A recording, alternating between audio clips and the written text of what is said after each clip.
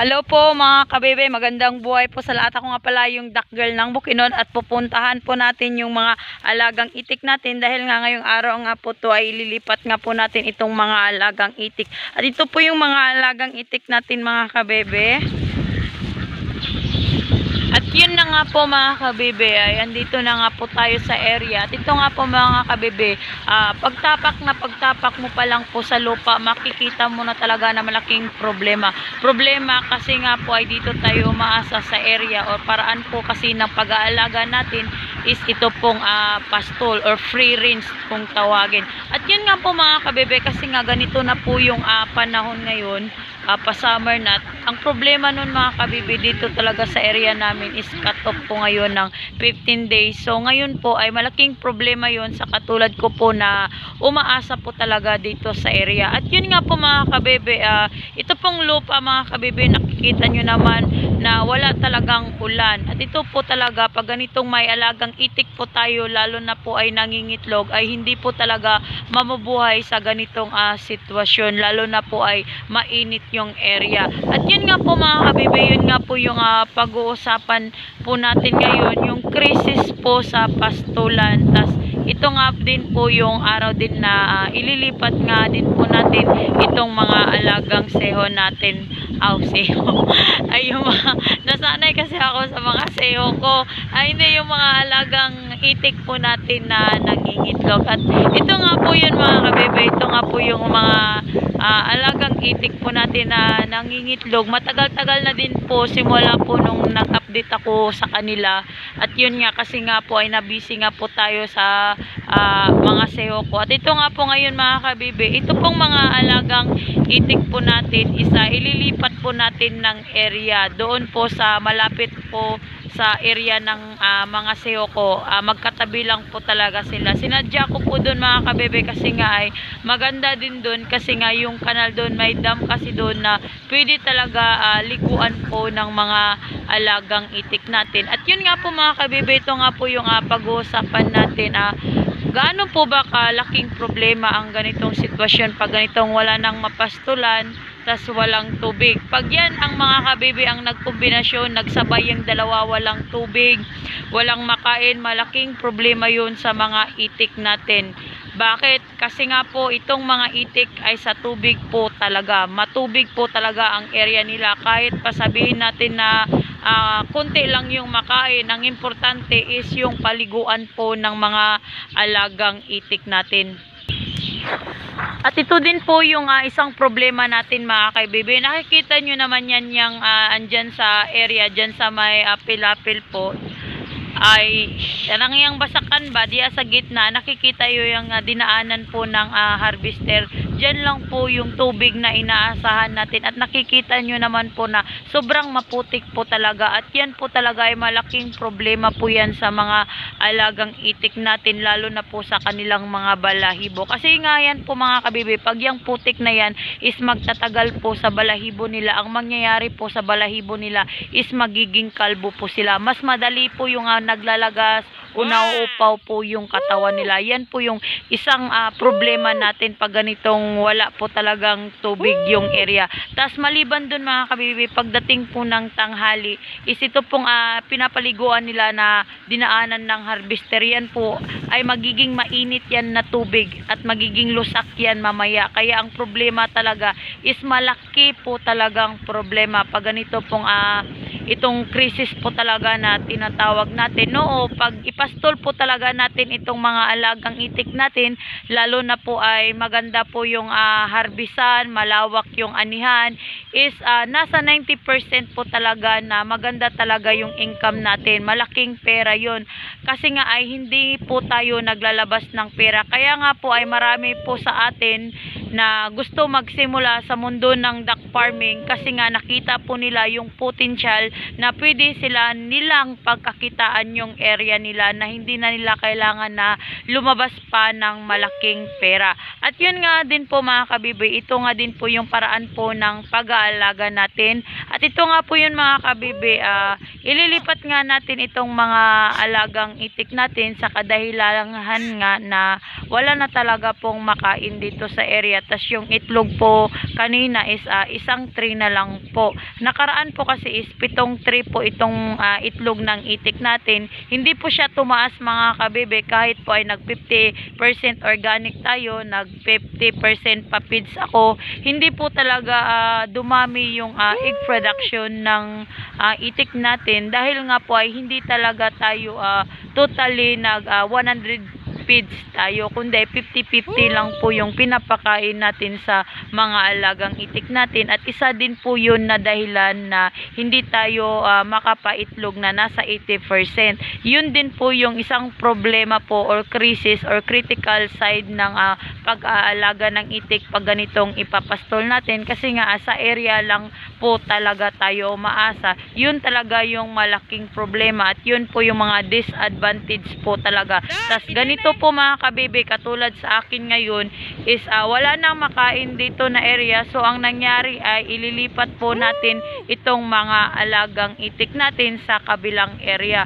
So ganito po yung paraan po ng pag-aalaga ko po ng itik mga kabebe. Hindi po ako naglalagi sa isang area, kundi ay kung saan yung ani ay andun din po ako. Hindi ko pinupultry yung mga itik ko, lalo na po at wala nang makain, wala nang kapastulan, kundi ay hinahanapan ko po ito. Tatlong paraan po ang pag-aalaga ng itik, kasi yung iba 50% poultry, 50% pinapastol, tas yung iba 100% talagang pinupultry, tas yung katulad ko na 100% ko na pinapastol po itong mga alagang itik ko. At ito nga po mga kabebe, ito nga po yung paraan po natin ng lipatan ng itik. Katulad lang din po ito ng ginawa ko dati, katulad lang din po ng mangitik dyan, ganyan pa din ang ginagamit nila, isasakay din po nila itong mga alagang itik. At yun nga po mga kabebe, nakikita nyo naman po yan mga kabebe, paghinto nga po natin dito sa area, kasi ay kailangan nating hatiin itong mga itik natin bago natin sila isakay, kasi nga ay hati-hatiin natin ito para maipasok sila sa sasakyan. Ganyan po mangyayari mga kabebe pag ganitong may tubig po yung area, ganyan po.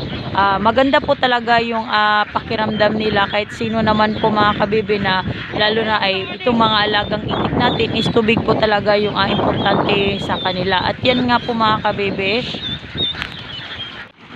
At ito nga po mga kabebe, ito nga po yung mga alagang itik nga po natin na nangingitlog. At ngayon nga po ay ililipat nga po natin itong mga alagang itik natin, itatabi po natin doon sa mga siyo po natin. At yun nga po mga kabebe, kasi nga ang problema dito doon sa pinaglagyan natin doon sa baba is wala po talagang tubig. So ngayon po mga kabebe, ngayon po dito na area, kasi nga ay isasakay natin tong mga itik natin dito sa sasakyan. So ang nangyari, may patubig sila dito. Ganito po ang mangyayari sa mga alagang itik natin mga kabebe, lalo po ay may tubig. Ito po ay flowing na tubig talaga, malamig, kaya ganito po yung nangyayari. Ito yung maganda talaga mga kabebe pag mag-alaga po tayo ng mga itik, lalo na po ay nangingitlog or yung nagmo-molting stage.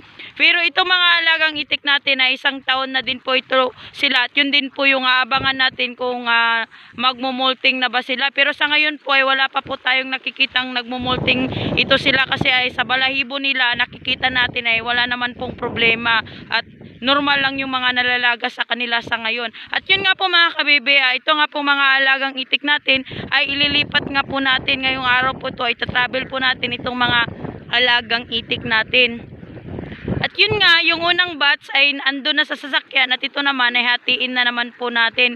Pag ganito po mga kabebe na ililipat natin itong mga alagang itik natin, expect na po talaga tayo na itong itlog nila ay bababa po talaga yung egg production. At yan nga po mga kabebe, pupuntahan natin, at yun nga ay sasakay na nga natin itong second batch po na mga itik.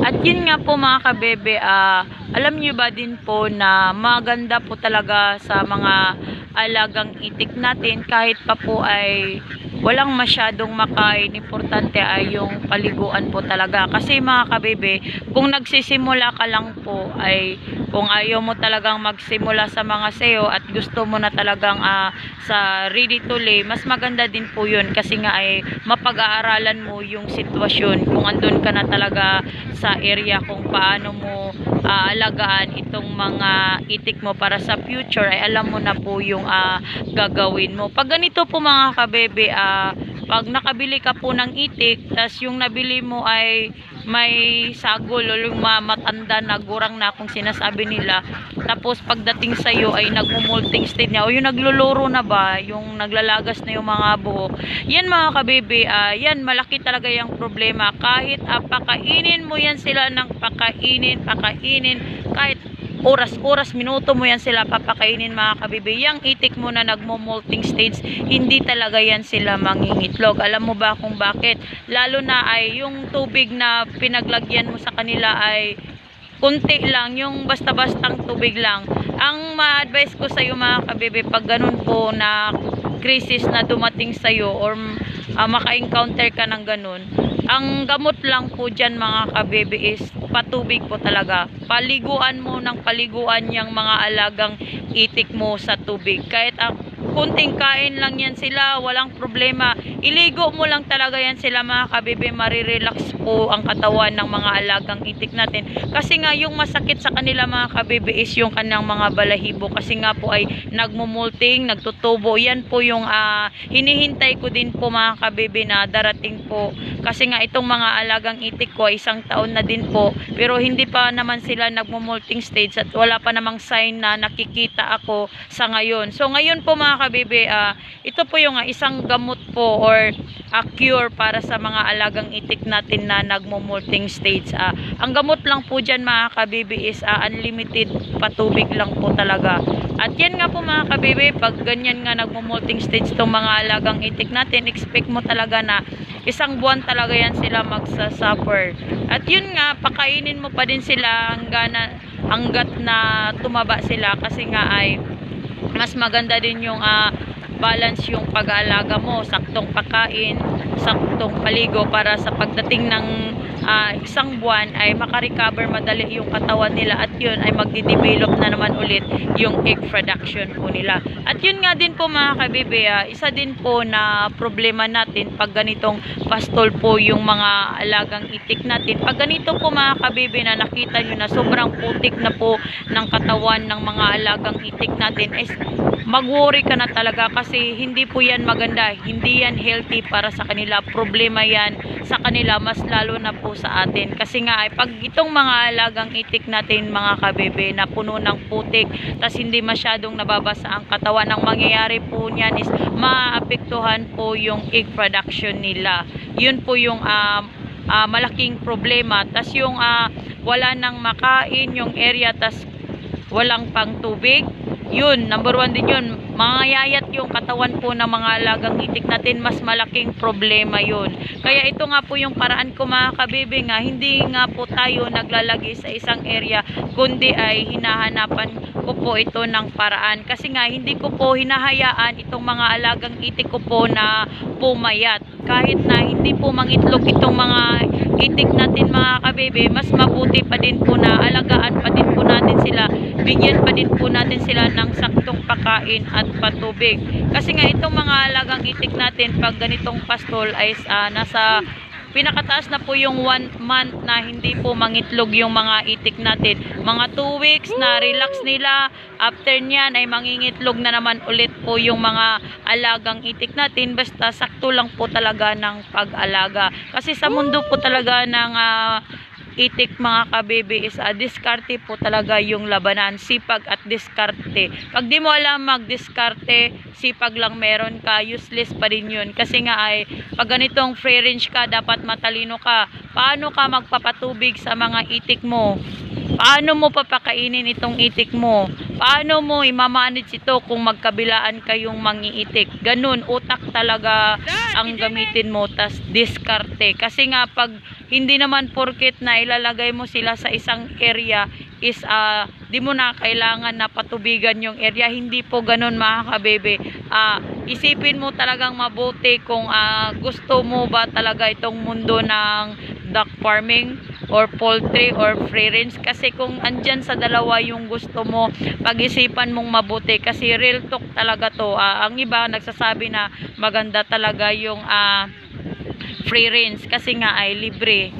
hindi, oo nga, libre na tayo, pero yung posibilidad mga kabibe, mas maraming problema pag free range. Maliban sa pag tapos na yung ani, tapos yung free po tayo sa mga hazardous, katulad na lang po ng mga lason. Free na free tayo dun sa mga hayop po, katulad po na nangyari sa akin nung nakarang araw.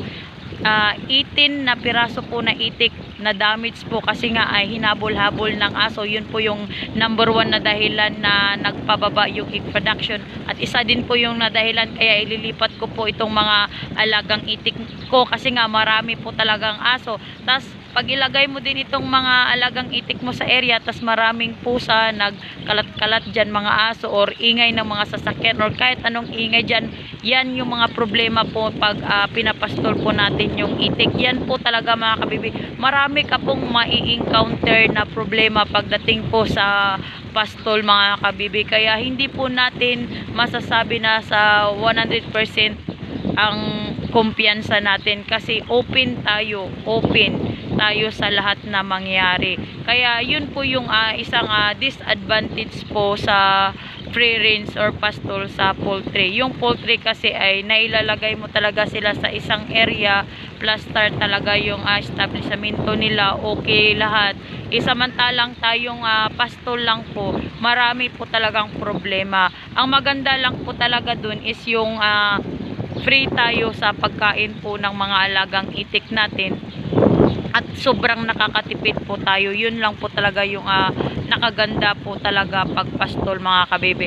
At yun nga po mga kabebe, dito na nga po tayo finally sa area natin, at ito nga ay ibababa na po natin itong mga alagang itik natin at diretso na po ito sila sa kanal. At yan nga po mga kabebe, tignan yung mabuti kasi nga tuwang-tuwa itong mga alagang itik natin pag ganitong galing sila sa biyahe tas tubig agad, lalo na na-miss nila yung ganito kasi doon sa area na pinaglagyan po is kunting kanal lang, tas doon lang sila sa palayan talaga naglangoy-langoy ng pinagdaanan lang ng harvester. At yan nga po mga kabebe, enjoy na enjoy po itong mga alagang seho natin. At yan nga at yun nga po mga kabebe, yun nga po yung mga ganapan ngayon. Nailipat na nga natin finally itong mga alagang itik po natin, at nakita nyo naman po sa umpisa pa lang bakit po inilipat po nga natin itong mga alagang itik natin, dahil nga po ito ay sa problema po ng free range. Ito po yung crisis kung tawagin pag ganitong free range po yung paraan po ng pag-alaga. Kaya ito po yung dapat i-handle natin at paghandaan. At yun lang po sa ngayon mga kabebe, sana nga po ay may natutunan kayo sa videos natin nito ngayon. At ako nga pala yung duck girl ng Bukidnon, ang nagsasabing magandang buhay po sa lahat. Badi,